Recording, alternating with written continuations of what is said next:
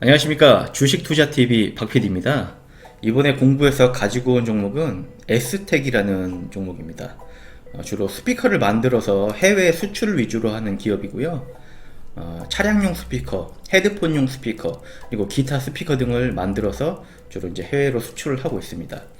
이 회사의 장점은 꾸준하게 성장을 하고 있어요.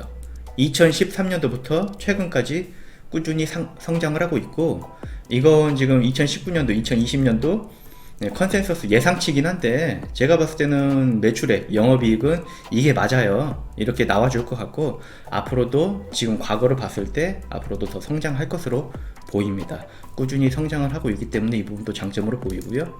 그리고 또 한 가지 장점은 배당을 잘 해주고 있어요. 고배당 정책을 꾸준하게 유지를 하고 있고, 배당이 굉장히 과거도 그렇고 지금도 그렇고 높은 배당률을 책정을 해주고 있고요. 평균 에버리지가 지금 4%가 넘어요. 그래서 이제 특히 장기 투자 하시는 분들도 굉장히 좋게 보시는 부분이죠. 이런 부분을 또 장점으로 보고 있습니다.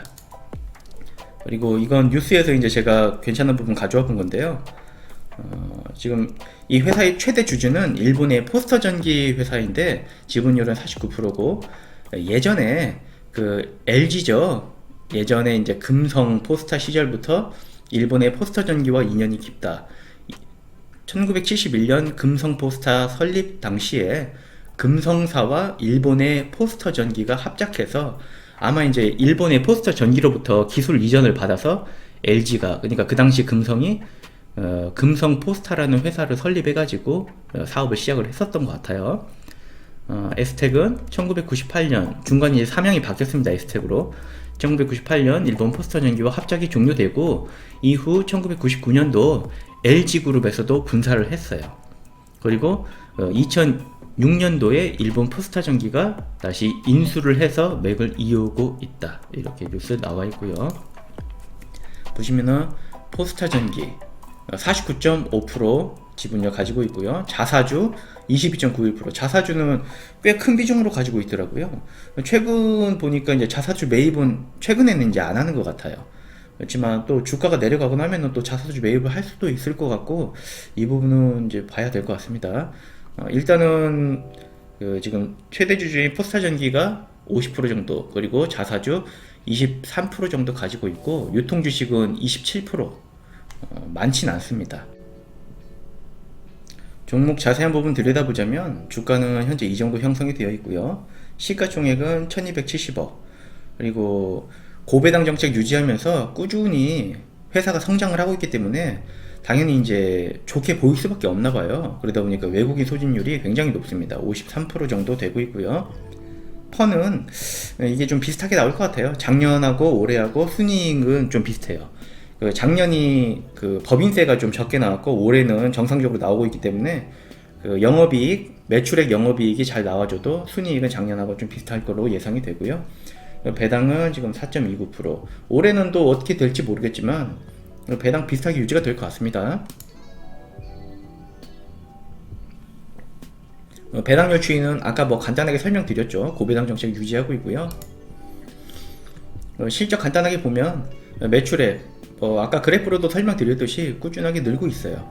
약간 정체될 때도 있긴 한데 전체적인 방향성을 보면은 꾸준히 늘고 있고, 올해도 매출액은 30% 정도 성장할 걸로 보입니다. 그리고 앞으로도 꾸준히 늘 것으로, 물론 이제 이건 증권사 컨센서스겠지만 꾸준히 늘 것으로 예상이 됩니다. 자산, 부채, 자본 봐도 굉장히 우량해요. 사업계획서 자세한 부분, 꼭 봐야 될 만한 부분 뽑아와 봤는데, 기업 신용평가, 나이스 평가, 나이스 DMB에서 A-죠.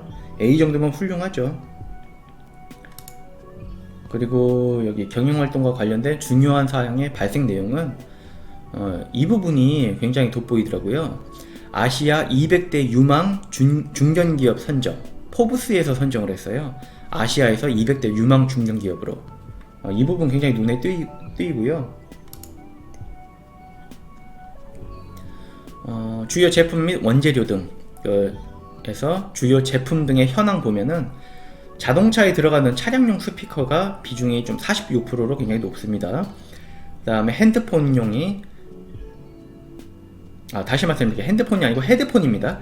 헤드폰 부분이 23%, 그리고 TV에 들어간 게 25%, 비슷하죠.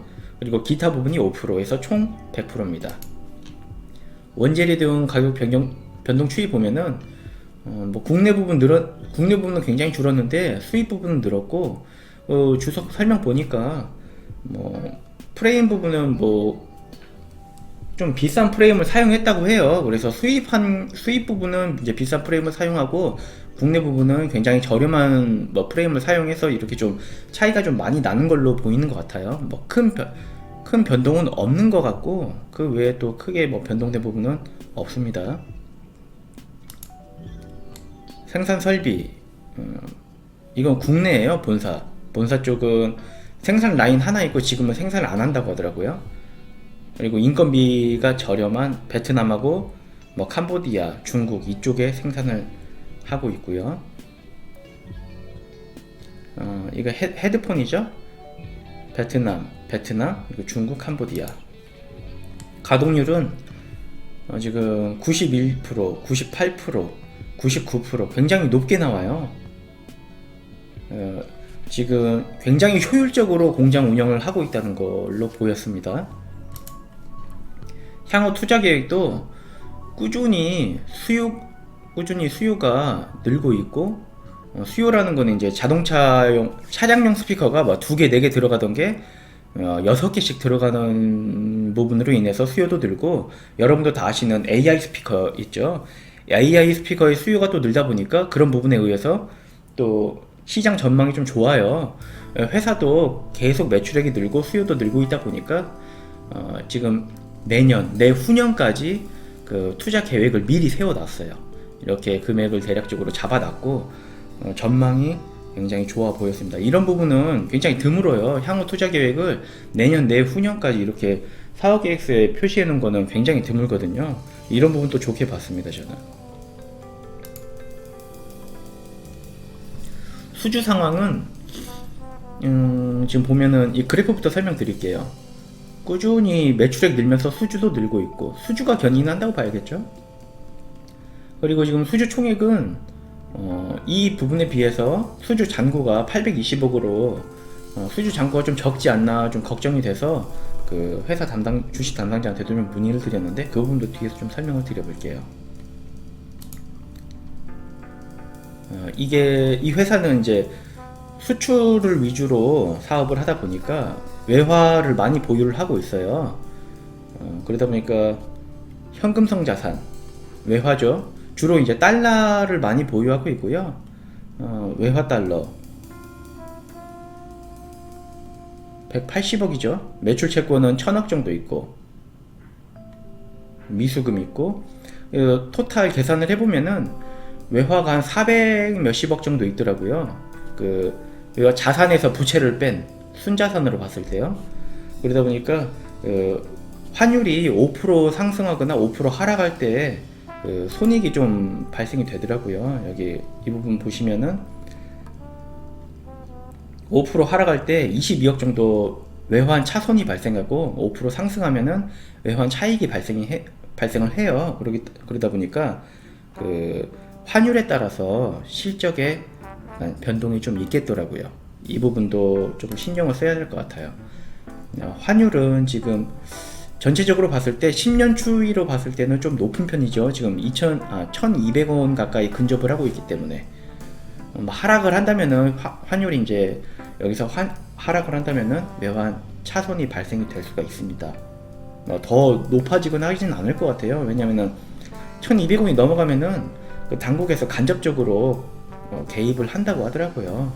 1200원이 잘 안 넘어가더라도 그 기간이 길게 유지가 되진 않는다고 하더라고요.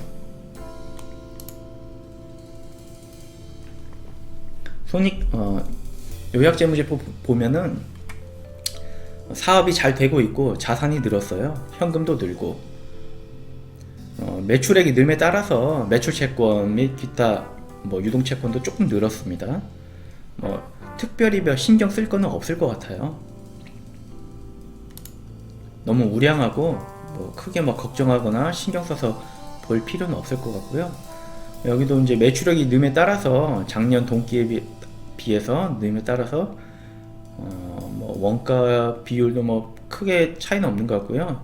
매출 총 이익도 영업이익도 늘었습니다. 대신에 이제 법인세 비용이 작년도 뭐 환급된 부분이 있고 해서 유난히 좀 적게 나왔다고 해요. 지금은 작년에 비해서는 한 5배 정도 는 걸로 보이는데, 지금 주식 담당자 말로는 42억 정도 발생된 법인세 비용이 정상적으로 이제 발생된 세금이라고 합니다. 그러다 보니까 이 부분에서 작년에 비하면은 감소가 된 걸로 보이는데, 순이익이요, 매출액 대비했을 때. 근데 이게 정상적인 부분이라고 해요. 이거는 법인세 비용 제가 비교해 보려고 갖다 놓은 건데, 뭐 정상적인 수준이라고 하니까 크게 뭐 볼 필요는 없을 것 같습니다. 확인해 보시고 싶으신 분들은 뭐 자세하게 확인해 보셔도 될 것 같고요.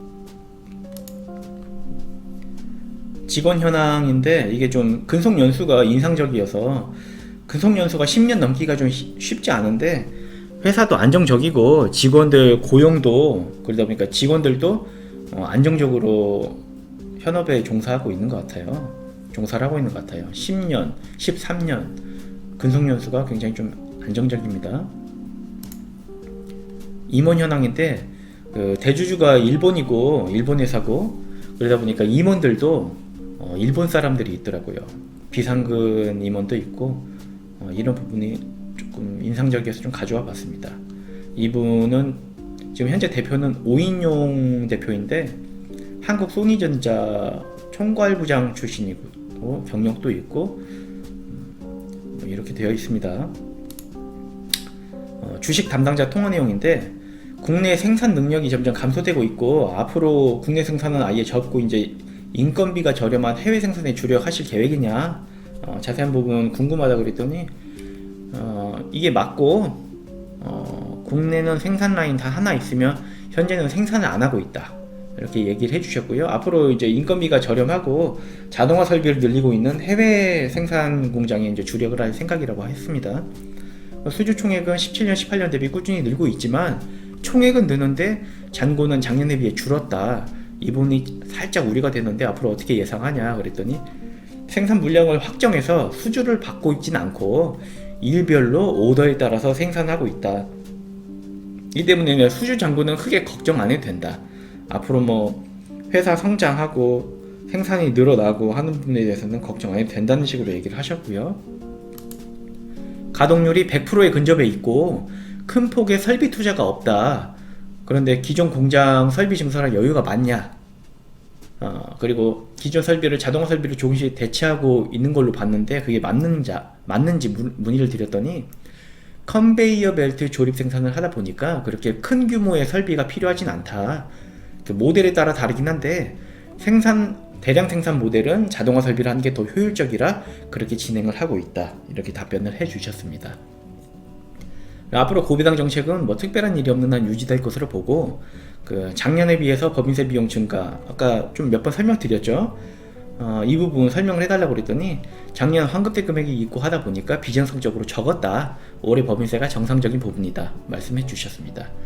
올해 정상적으로 책정이 됐기 때문에 내년에는 당연히 올해보다는 매출액 영업이익이 늘어날 걸로 예상이 되고, 그러다 보니까 순이익도 늘겠죠. 퍼는 낮아지고, 주가가 또 이에 따라서 또 상승할 걸로 좀 예상이 되더라고요.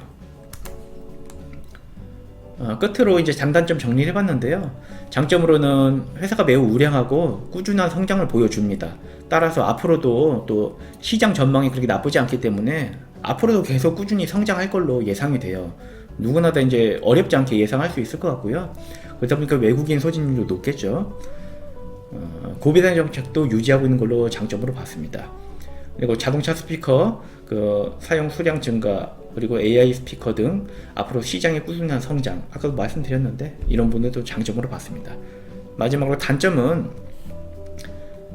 특별히 단점이라고 꼬집을 만한 게 솔직히 없어요. 그래도 뭐 한 가지 좀 적어봤는데, 수출 비중이 좀 크다 보니까 환율에 영향이 있다. 이거는 뭐 장점이 될 수도 있고 단점이 될 수 있어요. 왜냐하면은 장단점에 넣기 좀 애매한 부분인데, 그냥 넣을 만한 부분이 딱히 없다 보니까 공란으로 남겨두기보다는 지금 현재 환율이 높고 앞으로 상승보다 하락할 확률이 더 높기 때문에 단점에 좀 넣어봤습니다.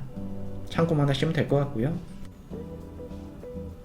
오늘 영상에서 소개해드렸던 에스텍은 꾸준히 성장을 하고 고배당 정책을 유지하고 있습니다. 그렇기 때문에 주가가 크게 하락할 만한 뭐 그런 큰 이슈가 생겨서 전체적으로 지수가 내려가고 에스텍도 주가가 좀 빠졌을 때, 그럴 때 잘 매수를 해놓으면은 단기보다는 장기적으로 굉장히 좋은 종목인 것 같아요. 저는 이런 부분 좀 좋게 봤고요. 오늘 영상은 여기까지고요. 다음에도 또 좋은 영상으로 여러분들을 찾아뵙도록 하겠습니다. 그럼 지금까지 주식투자TV 박PD였습니다. 감사합니다.